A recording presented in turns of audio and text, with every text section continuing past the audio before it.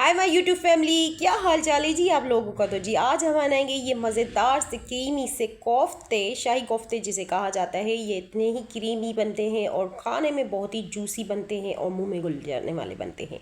तो जी चलो बनाते हैं। सबसे पहले आपने लेना है, तकरीबन मैंने लिया था ये 3 पाव के करीब चिकन लिया था, और उससे मैंने बोनलेस चिकन था, उसमें एक मैंने स्मॉल साइज़ का प्याज डाला था और एक हरी मिर्च डाल दी थी। और इसे बिल्कुल बिल्कुल आप बारीक कीमा बनाना है आपने। और इससे क्या होगा कि आपके जो कोफ्ते हैं बिल्कुल भी नहीं टूटेंगे। जो मैं आपको बताऊंगी बिल्कुल डिटेल में बताऊंगी कि आपने इसमें कौन कौन सी चीज़ें डालनी है और बिल्कुल कोफ्ते बनेंगे। कुछ व्यूअर्स हमारे जो कुछ ज़्यादा ही इसमें प्याज डाल देते हैं, जिसकी वजह से ये पूरा प्याज प्याज लगता है, कोई इसमें जायका नहीं होता और ये टूटना स्टार्ट हो जाते हैं। तो जी आपने अब डालना है 1 टेबल स्पून, आपने इसमें डाल देना है गार्लिक, बिल्कुल फाइन पेस्ट होना चाहिए। तो ये हमने इसमें अब ऐड करेंगे। 1/2 टेबल स्पून इसमें नमक जाएगा, कम या ज़्यादा भी आप कर सकते हैं, लेकिन इस रेसिपी के लिए बिल्कुल ओके है ये 1/2 टेबल स्पून नमक। देन इसके बाद में आपने ये है मसाला, तो मैंने ये तैयार किया हुआ है, ये है वाइट कोफ्तों का मसाला हो जाता है, क्रीमी वाइट कोफ्ते मसाला। तो वो भी मैं आपको डिस्क्रिप्शन में दे दूँगी कि मैंने इसमें क्या क्या ऐड किया है, और इससे आपके कोफ्ते लाजवाब बनेंगे और इतने जायके वाले बनेंगे, मैं आपको क्या ही बताऊँ। ठीक है जी। तो ये तकरीबन हमारा बना था 2 टेबल स्पून, तो 1 टेबल स्पून मैंने भर के ये इसमें डाला है।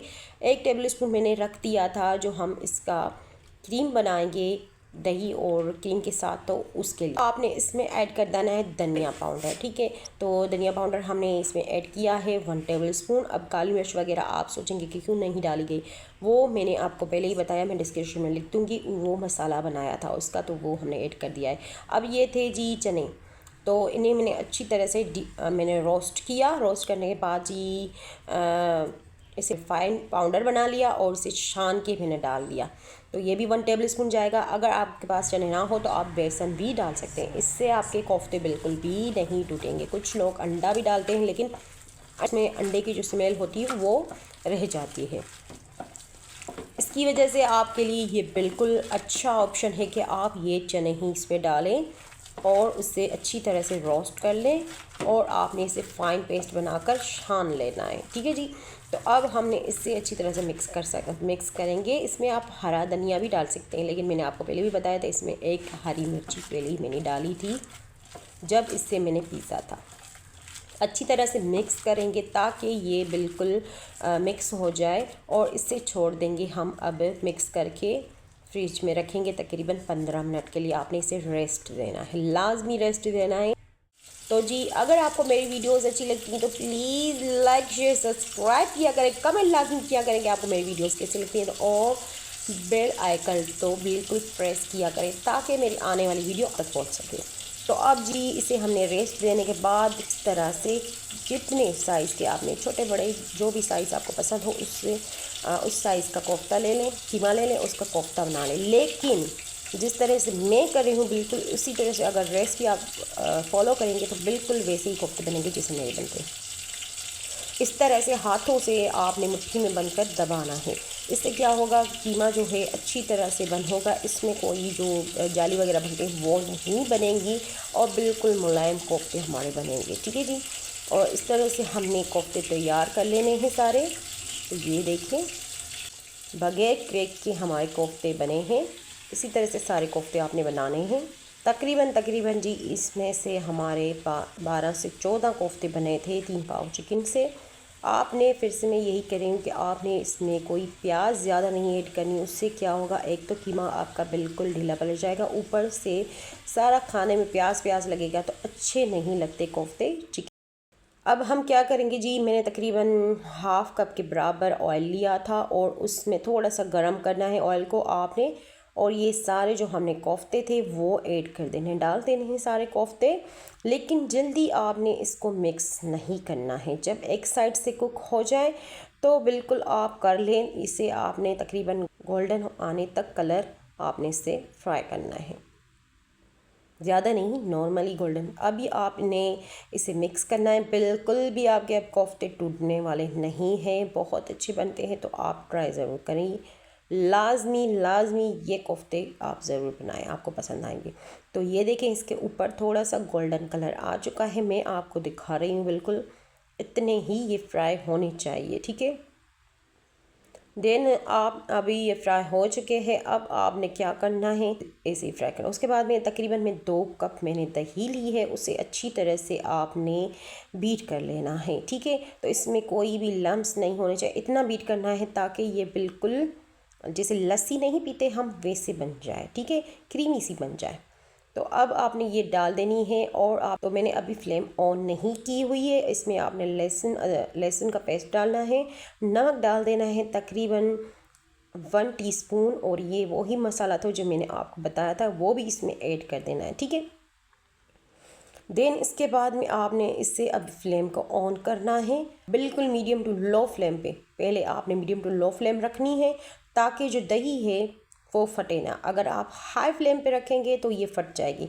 अब आपने क्या करना है, आपने लेनी है हरी मिर्च। तो ये मेरी जो छोटी वाली हरी मिर्च है बिल्कुल तीखी है, तो मैं एक ही लूँगी। अगर तीखी ना हो आपकी हरी मिर्च तो आपने 2 ही लेनी है, और इसका पेस्ट बनाकर अब इसमें डाल देना है। और अब जी हमने जब तक ये पेस्ट बनता है हमने क्या करना है, मीडियम टू लो फ्लेम पे इससे चलाते कंटिन्यू आपने चलाना है, बिल्कुल भी नहीं छोड़ना है। उससे क्या होगा, इसके लम्स नहीं बनेंगे, बिल्कुल क्रीमी सी हमारे क्रीम जी देखें, बिल्कुल लम्स नहीं बने हैं, बिल्कुल भी नहीं बने हैं। तो दही ने पानी भी छोड़ दिया था लेकिन लम्स नहीं बने। जो इस दही में जो लम्स बनते हैं ना, आपने कंटिन्यू इसे चम्मच को चलाते हुए पकाना है। आपने तकरीबन ये आपने 1 मिनट तक करना है ताकि जो हमारी दही है फटे ना। इसकी ये भी एक ट्रिक थी, तो आपकी दही बिल्कुल भी नहीं फटेगी।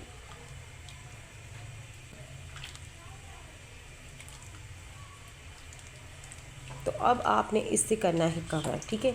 आपने कवर करना है ताकि जो कोफ्ते हैं हमारे थोड़े से दही में भी पक जाए अंदर तक। वैसे तो हमने फ्राई किए थे, बिल्कुल अंदर तक पक चुके थे, लेकिन अब आपने इसे कवर कर देना है। तकरीबन आपने इसे 15 मिनट तक मीडियम फ्लेम पे कुक करना है। इसमें थोड़ा सा पानी भी आप ऐड कर सकते हैं, लेकिन आप ख्याल रखना है यही कि ये जल ना जाए। तो ये देखें, ये जो क्रीमी कोफ्ते हैं बिल्कुल अब तैयार हो चुके हैं, और इसकी दही जो है वो भी बिल्कुल सूख चुकी है। तो अब आपने क्या करना है, इसके अंदर क्रीम डालनी है। कंजूसी बिल्कुल नहीं करनी कि दही ज़्यादा डालेंगे और क्रीम कम डालेंगे तो आपके जो मलाई कोफ्ते हैं बिल्कुल अच्छे नहीं बनेंगे। आपने पूरा पैक जो टेट्रा पैक होता है क्रीम का वो पूरा डाल देना है, या तो आप फ्रेश क्रीम भी डाल सकते हैं, या अमूल की हो या कोई भी हो आपके पास वो आप डाल सकते हैं। क्रीमी कोफ्ते तो अब आपने इससे सिर्फ 2 मिनट तक पका। ये देखिए इसका लुक ये आया है, ये बहुत ही सॉफ्ट बने थे। अब आपने मीडियम टू लो फ्लेम पे तकरीबन इसे कवर करना है और 2 मिनट तक, सिर्फ 2 मिनट तक छोड़ देना है मीडियम टू लो फ्लेम पे। तब तक हम क्या करेंगे, इसका बनाएंगे जी तड़का। तो वाइट कढ़ाई में जो क्रीमी वाइट कढ़ाई होती है उसका तड़का जो बनता है ना, वो गोल वाली मिर्च नहीं होती है उससे बनता है। वो आप मोटी वाली वो आप इसमें डालें तो बेहतर होगा, लेकिन मेरे पास नहीं थी तो आप जीरे का भी डाल सकते हैं, जीरा और इलायची। लेकिन अगर आपके पास हो तो बेहतर है आप वो ही उसका ही तड़का इससे दे दें। तो हमने तकरीबन हमने लिया था 4 टेबल स्पून ऑयल और उसमें ये तड़का डाला।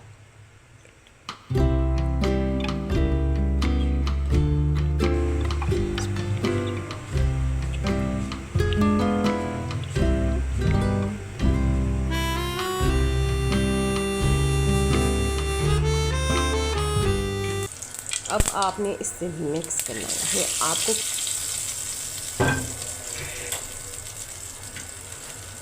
अब मिक्स करें, ये देखें मज़ेदार से हमारे कोफ्ते बिल्कुल रेडी हैं। क्रीम से सॉफ्ट से कोफ्ते आप ज़रूर बनाएं, आपको पसंद आएंगे।